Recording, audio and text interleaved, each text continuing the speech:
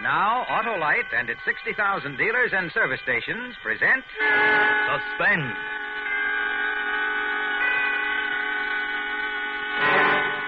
Tonight, Autolite brings you James Mason and Pamela Collino in Agatha Christie's Where There's a Will, a suspense play produced and directed by Anton M. Leader.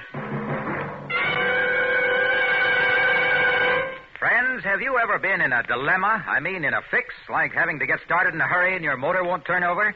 Well, what you need is an Autolite Stay Full battery, that dandy dynamic battery you can definitely depend on. Why, by Cornelius, an Autolite Stay Full battery needs water only 3 times a year in normal car use. You can say bravura for that Aquapura. Plenty of extra liquid reserve. Yes, sirree. And it has extra plates in every cell. That means longer life and stronger life. What's more, those plates are protected against loss by fiberglass insulation. I can't say enough about Autolite Stay Full batteries, those marvelous marvels with more liquid reserve than Hollywood has stars. So get wise. Get an Autolite Stay Full. Remember, you're right with Autolite.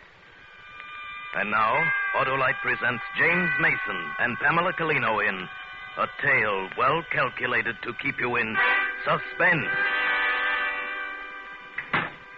And now, Mr. Jepson, you really must let me make you a whiskey and soda. I have some excellent scotch. Never mind that, Ridgway. I've come to find out when you can raise 10,000 pounds. I see. Yes, I see.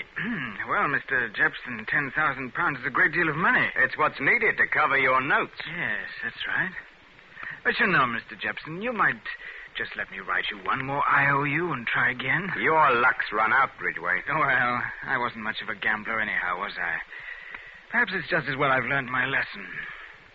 How long, Mr. Jepson, would you say I have to raise the money? 4 weeks. I see, 4 weeks. And if I should fail to raise the money? I see. Well, you make yourself very clear, Mr. Jepson. But then perhaps all's not lost. Mrs. Harter, my aunt, has had the foresight to draw up a new will making me her heir. The money was to go to her niece, my cousin Miriam, but now a new will's been drawn up. Aunt Mary finds me much more satisfactory than poor Miriam. The very spirit of solicitude I am, forever inquiring about her health, about her poor weak heart. 4 weeks. Is that right, Mr. Jepson? That's right, Ridgway. Or else. I see. Or else.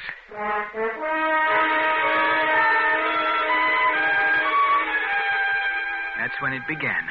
That, plus the fortunate circumstance of the new will in my favor, decided me on my plan. Now, murder wouldn't look right.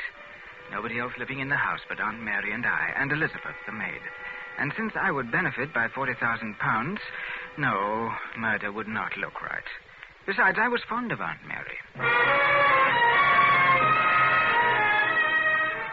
Well, a day or so after Mr. Jepson's visit, there occurred to me a rather whimsical idea for a practical joke.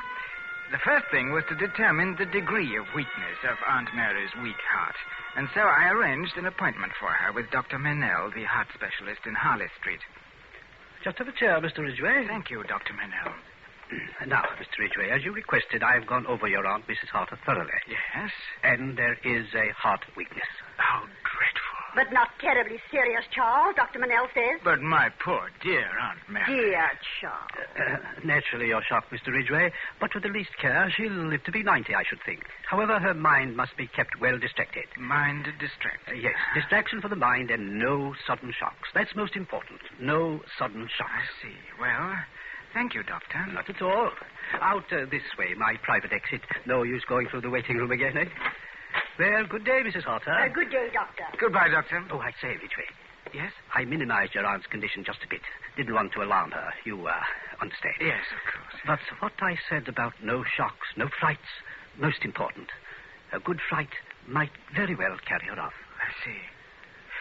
I see. Well, thank you, Doctor.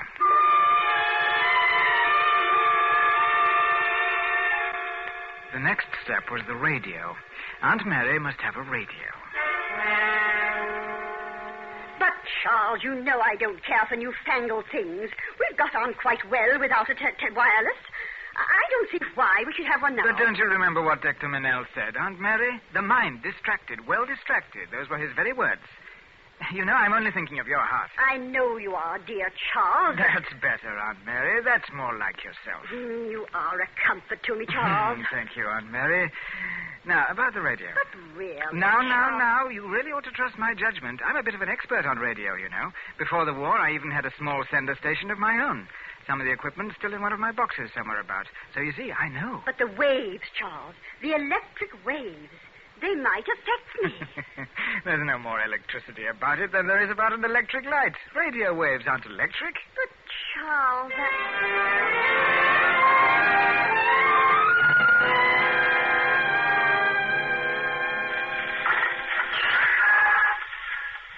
Well, I must say it makes a frightful noise. We'll have it tuned in a minute. Here we are. What is it? It's Spanish, Auntie. Madrid propaganda.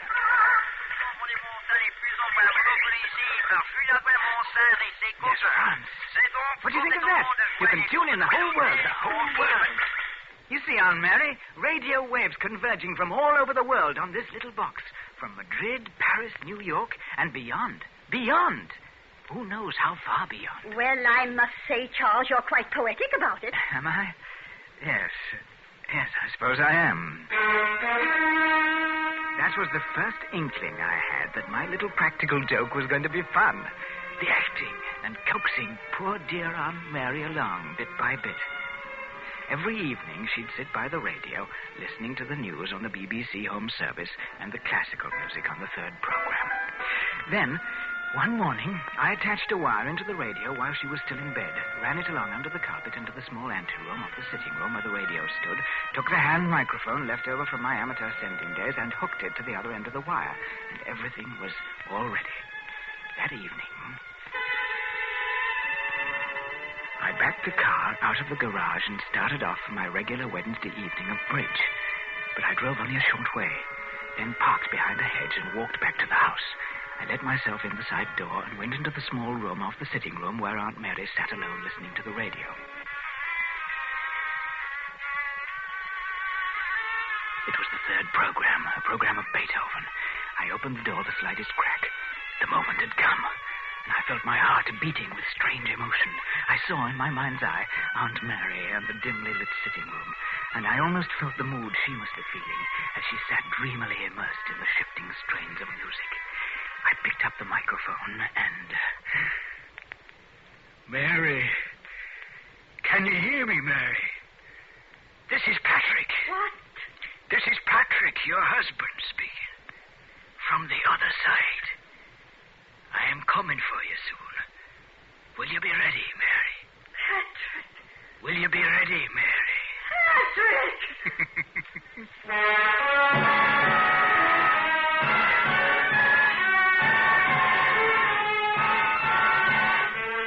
For Suspense, Autolite is bringing you James Mason and Pamela Collino in radio's outstanding theater of thrills, Suspense.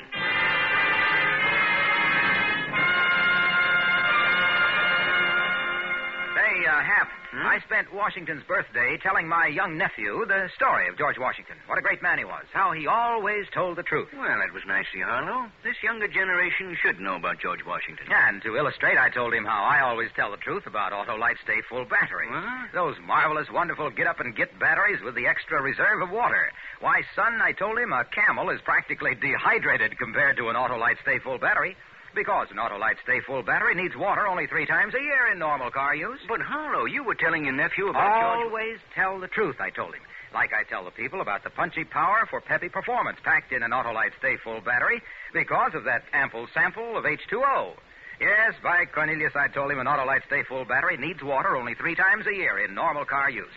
That extra liquid reserve means longer life and stronger life. I told him about the fiberglass insulation between plates that adds months to the life of an Autolite Stay Full battery. Well, I'm sure the kid learned a lot about George Washington. But wait, here's Suspense. And now, Autolite brings back to our Hollywood soundstage James Mason, who will be joined by his wife, Pamela Collino, in Where There's a Will, a tale well calculated to keep you in suspense. After I'd spoken with the voice of Aunt Mary's dead husband, I waited a moment. Then, very cautiously, I looked into the sitting room. Aunt Mary was sitting bolt upright, transfixed. Then a sob broke from her as she looked toward the radio, which was now innocently transmitting the BBC third program again. I had to bite my lips to keep from laughing. But Aunt Mary said nothing about her experience, so I was obliged, the fourth morning after that, at breakfast, to say casually, "Oh, I say, Aunt Mary." Yes, Charles? I was just wondering, last evening... Yes, Charles? Aunt Mary, who's that funny old boy up in the spare room? The picture, that is. You know, the picture over the mantelpiece, the old boy with the beaver and the side whiskers? Well, really, Charles, your tone is most disrespectful. I'm sorry. It's your Uncle Patrick, Charles. My late husband. Oh, I say, I'm sorry.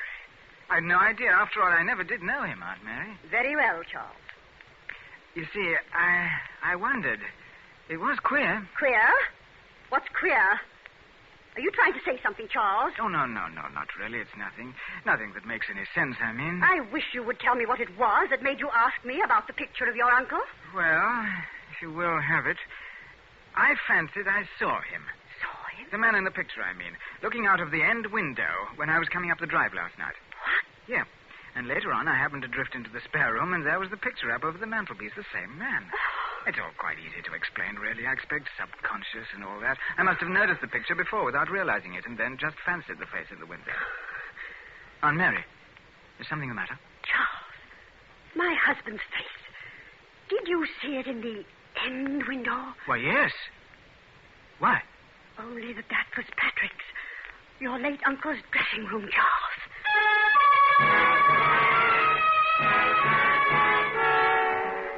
The very absurdity of the story I made poor Aunt Mary believe was the fun. The clever, roundabout way I played my role. The following Wednesday night, I pretended to go and play bridge again. I concealed myself in the room off the sitting room just as before, took up the microphone, and spoke from the other world in the same sepulchral tones. Mary, on Friday, I shall come for you. Friday at 9:30. At 9:30. Do not be afraid. There will be no pain. Be ready, Mary.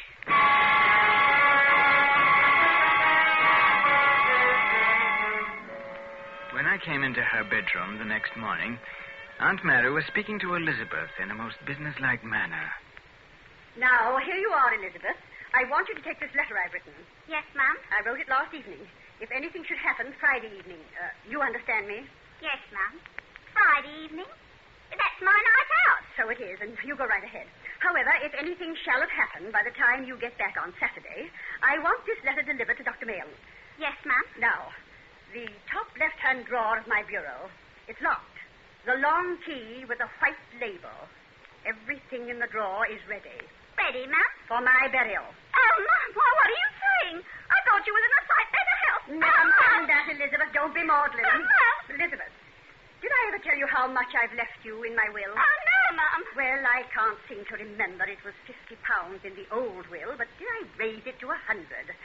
Well, at any rate, I want you to have £100. I'll have to look into it. But if anything should happen before I do, then Mr. Charles will see to it. Did I hear my name mentioned, dear Aunt Mary? Oh, good morning, Charles. Yes, I was just saying to Elizabeth, I don't know if I've left her 50 or £100. But if anything should happen to me, it's to be £100. Well, I must say, that's a gloomy thing to be thinking about. Oh, Mr. Charles, sir, she's been carrying on most awful just What's now. this? That's enough, Elizabeth. You may go now. Yes, ma'am. Yes, ma'am. Well, now, just what in the world is all this about? Suppose you tell me just what's going to happen to dear Aunt Mary. Charles, what do you plan to be doing Friday evening? Friday evening? Well, as a matter of fact, the Ewings asked me to go in and play bridge. But if you'd rather I stayed at home... No, Charles. Actually, I prefer to be alone. Well, just as you wish. You know, I think I'll have Mr. Hopkinson send me the will. I want to find out about the bequest to Elizabeth. It's either 50 or £100. The rest, dear Charles, of course, goes to you. Yes, dear Aunt Mary. Whatever you say. Friday evening, I'd picked that night because I knew it was Elizabeth's night off, and I wanted to be sure there was no one about. Friday evening, at 8 o'clock, I drove away, waited for an hour to elapse, then slipped back into the house. I looked through the crack in the door and saw Aunt Mary sitting in the high-backed chair beside the radio. As I listened, the 9 o'clock news ended and a program of music was about to begin. It was 9:15. 15 minutes till the appointed time for the arrival of the dead Patrick. This time, I did not touch the microphone. I went upstairs, opened a camphor chest of old clothes in the spare room, took a tube of spirit gum from my pocket, and bent forward intently in front of a mirror. Sharp on the instant of 9:30, there was a fumbling at the outer door of the house, and the front door slowly opened. And then there were slow, halting footsteps along the short hall to the sitting room where an old woman waited. And then the sitting room door opened. The time has come, Mary. Patrick, I'm ready.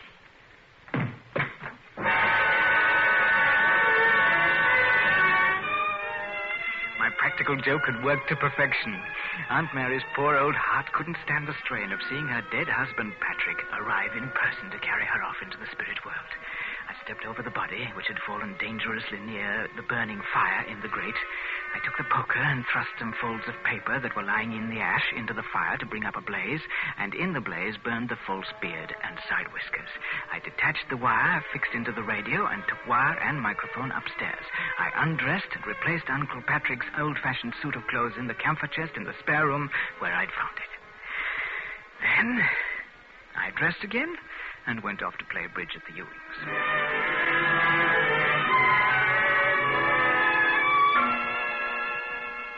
Two days later. This was Mrs. Harter's residence. Oh, just a moment. It's Mr. Jepson, sir. All right, I'll take it. You may go, Elizabeth. Yes, sir.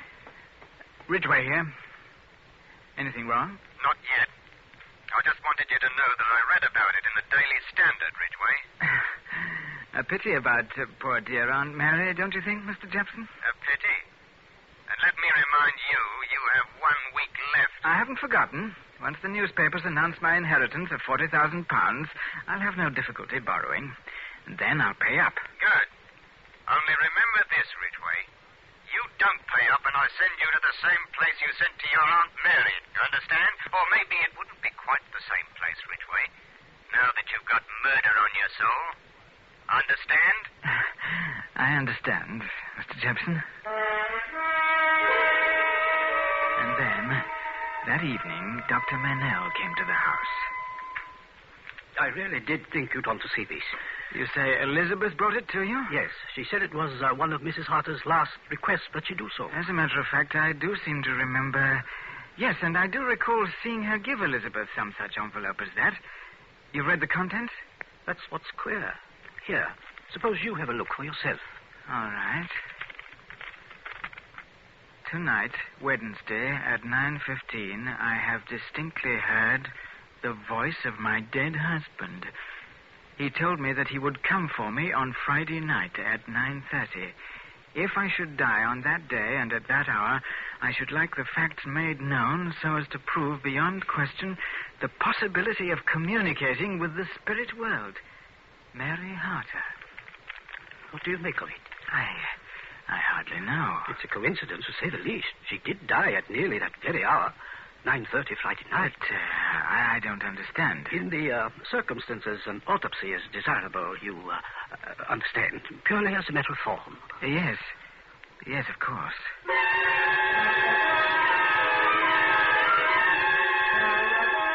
Why not? Of course, everything must be done according to form. What's the matter with you, Charles? Have you lost your sense of humor? Finally, 5 days later... Mr. Hopkinson is here to see you, sir. Thank you, Elizabeth. That'll be all. Yes, sir. Good morning, Mr. Ridgway. Frightful morning. Mr. Hopkinson, about Mrs. Harter's, my aunt's, will... I did not quite understand your insistent messages to me, Mr. Ridgway. You seem to be under the impression the late Mrs. Harter's will was in our keeping. Why, yes. I've often heard my aunt say as much. Oh, quite so.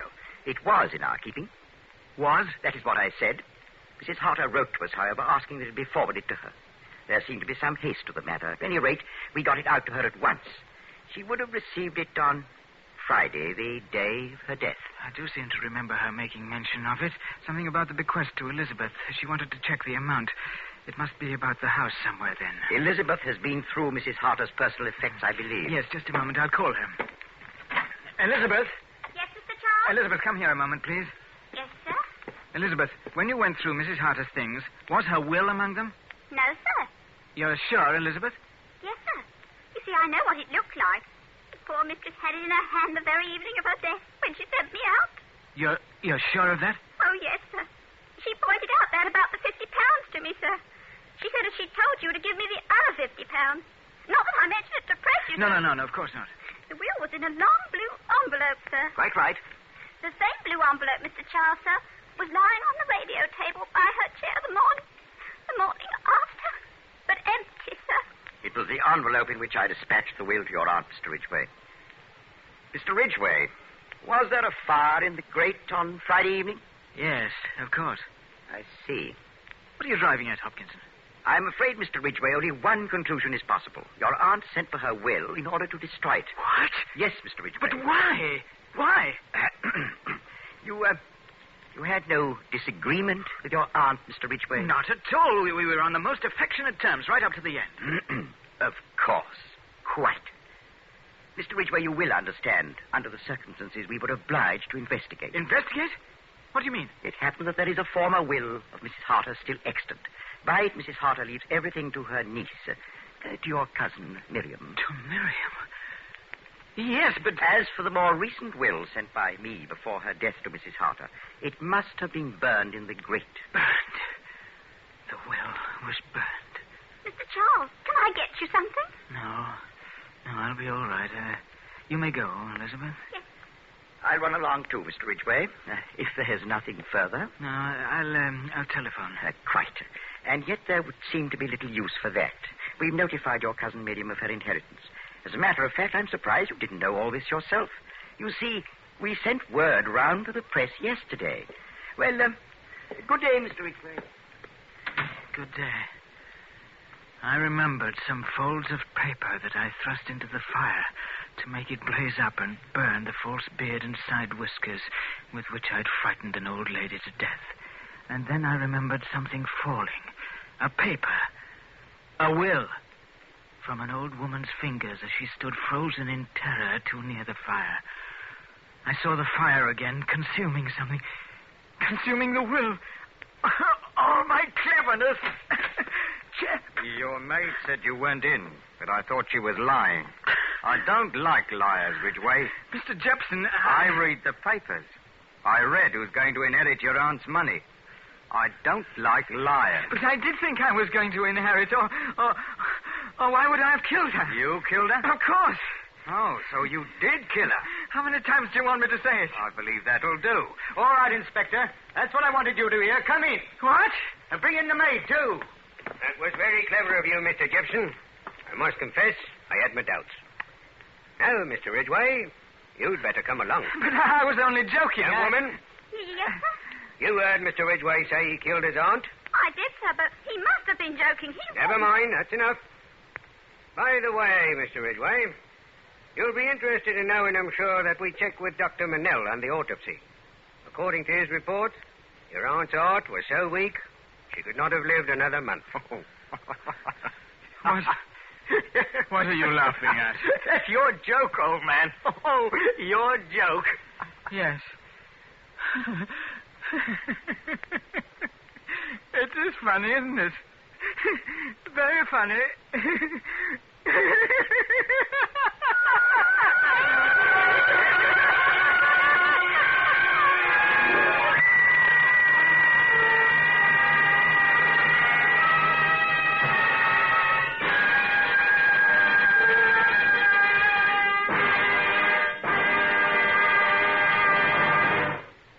Thank you, James Mason and Pamela Colino, for a splendid performance.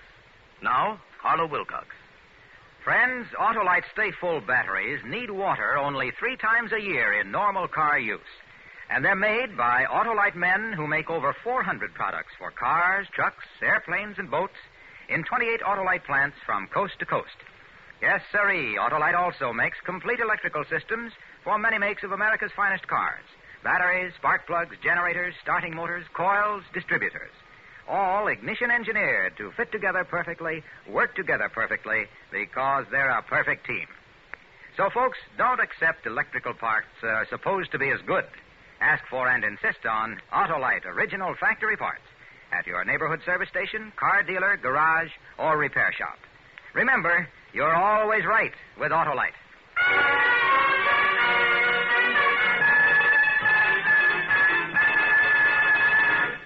Now, here again is James Mason and wife. Pamela Colino.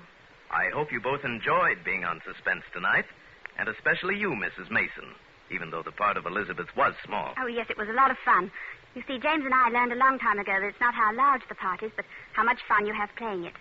Besides, next time, Tony Leader has promised to find a script for me, in which James can play a butler or a cat or something. How about that, Mr. Mason? I'm looking forward to it. And we're looking forward, too, to next week when Joan Fontaine will star in The Lovebirds, another gripping study in Suspense.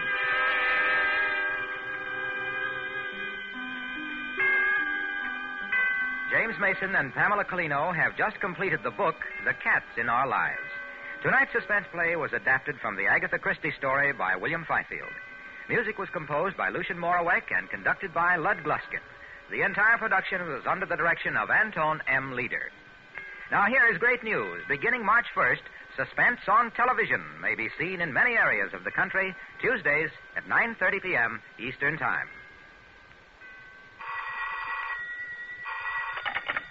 You can buy Autolite electrical parts, Autolite resistor spark plugs, Autolite stay-full batteries at your neighborhood Autolite dealer. Switch to Autolite. Good night. This is CBS, the Columbia Broadcasting System.